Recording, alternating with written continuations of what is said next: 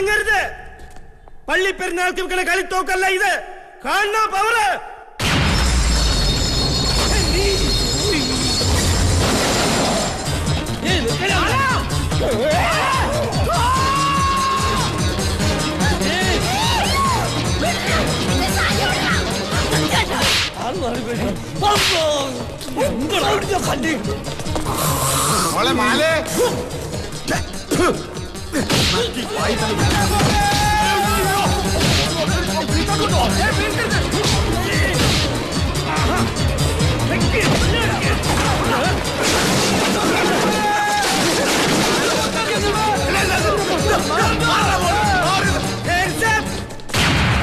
ഒറ്റ അനങ്ങി പോവരുത്. കൊന്നു കാറ്റ് കളയും ഞാൻ.